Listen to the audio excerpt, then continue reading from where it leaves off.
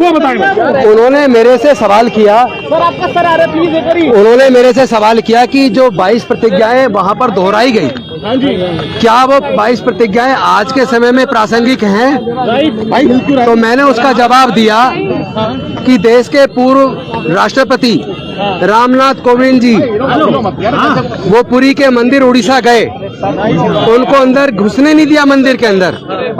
और मैंने दूसरा जवाब दिया, खैरलांजी कांड हुआ महाराष्ट्र के अंदर, कुमेर कांड हुआ राजस्थान के अंदर, जितेंद्र मेघवाल का मूंछ रखने पर हत्या हुई, और इसके साथ साथ इंद्र मेघवाल की घड़ा छूने पर हत्या हुई, हाथरस की बेटी के साथ बलात्कार करके उसकी हत्या हुई, और अभी लखीमपुर खीरी में 2 बहनों का सामूहिक बलात्कार करके उनको फांसी पे लटकाया गया।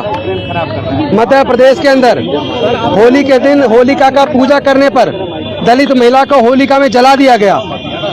कर्नाटक के अंदर मंदिर की मूर्ति छूने पर दलित समाज के एक परिवार के ऊपर 60,000 रुपए का जुर्माना लगाया गया। और इसके साथ साथ पूरे देश के अंदर हम देख रहे हैं लगातार दलितों के साथ जाति की वजह से उत्पीड़न हो रहा है। एक आईपीएस ऑफिसर जिनकी पत्नी आईएफएस ऑफिसर हैं, उनकी शादी थी तो पूरे गांव में उनको धमकी दी गई राजस्थान के अंदर, अगर घोड़ी पे बारात निकालोगे तो तुम्हें हम जिंदा नहीं छोड़ेंगे। मजबूरी में उस आईपीएस ऑफिसर को, चूंकि वो आईपीएस थे, उन्होंने अपने उच्च अधिकारियों से बात की तो राजस्थान के उस गांव को छावनी में तब्दील किया। अगर भारत के अंदर एक आईपीएस ऑफिसर जिनकी पत्नी आईएफएस ऑफिसर हैं, उनको अपनी बारात घोड़ी पर निकालने के लिए इतनी धमकी दी जा रही है और उसको पुलिस की इतनी बड़ी मदद लेनी पड़ती, गांव को छावनी बनाना पड़ता है, तो मेरा यह मानना है कि जिस तरह जो परिस्थितियां डॉक्टर बाबा साहेब अम्बेडकर के सामने उस वक्त थी, जिन परिस्थितियों में जातिगत भेदभाव उत्पीड़न की वजह से उन्होंने उस वक्त ये निर्णय लिया कि उन्होंने बौद्ध धर्म की दीक्षा ली और वो 22 प्रतिज्ञाएं उन्होंने समाज के लाखों लोगों को दी। तो आज जब इस तरह की जातिगत उत्पीड़न की घटनाएं लगातार चल रही हैं, तो मैं समझता हूं कि आज भी जब तक भारत छुआछूत मुक्त ना हो जाए, जब तक भारत से जातिवाद खत्म ना हो जाए, जब तक भारत में दलितों को मूंछ रखने पर, मंदिर में प्रवेश पर, मूर्ति छू लेने पर, चूंकि अभी उत्तर प्रदेश के अंदर भगवान की मूर्ति छू लेने पर एक दलित समाज के व्यक्ति की हत्या कर दी, तो जब तक ये जातिगत उत्पीड़न खत्म नहीं हो जाता, जब तक ये छुआछूत मुक्त भारत नहीं बन जाता, मुझे लगता है तब तक वही परिस्थितियां आज भी मौजूद हैं और वही 22 प्रतिज्ञाओं का महत्व आज भी उतना ही है जितना उस वक्त था। ये मैंने जवाब दिया। अकेले कैसे लड़ेंगे? आपकी पार्टी तो आपके साथ ही नहीं नजर आ रही है। दलितों के साथ जब भी कोई जुर्म होता है तो देश की सारी पार्टियां और उनके बड़े नेता चुप्पी साध लेते हैं। दलितों को अपनी लड़ाई खुद लड़नी पड़ती है और हम लड़ेंगे, हम डरने वाले लोग नहीं है। क्या आप आम आदमी पार्टी से अलग कर लेंगे आप, क्योंकि एक भी कार्यकर्ता मौजूद नहीं था यहाँ पे?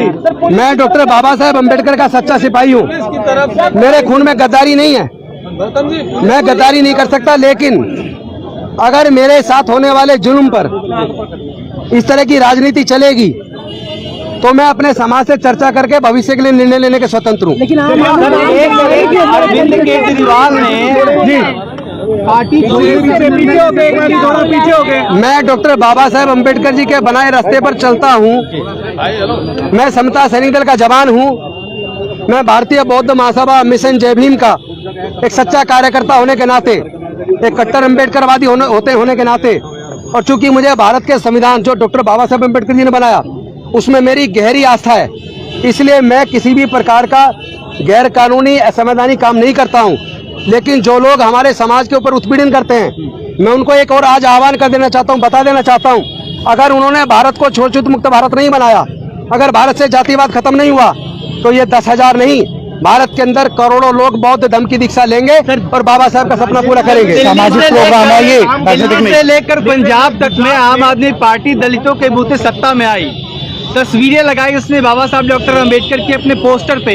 तो क्या इस पूरी घटना ने आम आदमी पार्टी को एक्सपोज कर दिया है कि वह सिर्फ बाबा साहब की तस्वीर लगा के दलितों का वोट ले रही है, और जब एक बाबा साहब की बात करने वाला व्यक्ति, उसका मंत्री जब मुसीबत में है किसी ना किसी तरीके से, तो पल्ला झाड़ लिया उसने, एक्सपोज हो गई पार्टी? मैं किसी भी पार्टी पर, किसी नेता पे कोई आरोप लगाए बिना एक बात कहना चाहता हूं कि पूरा का पूरा देश और दुनिया के अंदर कोने कोने से मेरे को लगातार फोन आ रहे हैं। पूरा देश सब कुछ देख रहा है। पूरा दलित, आदिवासी, पिछड़ा, अल्पसंख्यक पूरा समाज एकजुट है और सच सामने आएगा। बात कर रहे हैं सर बाबा साहब मैं एकदम straight forward. Baba Saheb please don't try to put words in my mouth. बयान के साथ ही सिंपल क्वेश्चन, मैं एक वकील हूँ और मैं जवाब दूंगा। तो सेव और ये मेरे समाज के लोग तय करेंगे कि मुझे क्या करना है। मेरा समाज गद्दार नहीं है। सर एक आखिरी सवाल है, अरविंद केजरीवाल ने चुन लिया है कि डॉक्टर अंबेडकर और राम में से वो राम को चुनते हैं। आपका स्टेटमेंट आया कि आप बाबा साहब, मैं डॉक्टर बाबा साहब अम्बेडकर को चुनूंगा, बाबा साहब के रास्ते पे चलूंगा, चाहे इसमें मेरी जान क्यों न चली जाए। हाँ, मैं हर प्रकार के सेक्रीफाइस के लिए तैयार हूँ और मैं पैसे से वकील हूँ, मैं बेरोजगार नहीं हूँ। मेरा कोई रोजगार नहीं छीन जाएगा। आप इस्तीफा देंगे क्या किसी से? आम आदमी पार्टी से? क्योंकि पार्टी खड़ी नहीं है। मैं एक एमएलए हूँ, मैं क्यों इस्तीफा दूंगा? मैं जनता ने जिताया, मैं जनता को धोखा नहीं दे सकता, जनता के मुद्दे उठाऊंगा मैं। सर आपने ये क्यों नहीं वेट किया कि आपको, मेरे साथ मेरा समाज है, मुझे किसी की जरूरत नहीं है। पार्टी छोड़ देंगे? अगर न्यायोचित तरीके से मेरे साथ लोग खड़े नहीं है, लेकिन मेरा समाज खड़ा है। मैं बहुत मजबूत आदमी हूँ, डरने वाला आदमी नहीं हूँ। लोग अपने आप दिशा तय कर ले अपनी। आपने इस्तीफा खुद से दिया कि पार्टी ने कहा आपसे? नहीं, मुझे उस वक्त लगा कि जिस तरह बीजेपी बदनाम कर रही है अरविंद केजरीवाल को, पार्टी को, मुझे उचित नहीं लगा। जिस तरह जुल्म लगातार हो रहे, कोई बोल नहीं रहा, इसलिए मैंने निर्णय लिया था। इस खबर को देखने के बाद क्या है आपकी राय? नीचे दिए गए कमेंट बॉक्स में दीजिए अपनी राय। ऐसी तमाम बड़ी खबरों को देखने के लिए जुड़े रहिए हमारे साथ समता टुडे पर।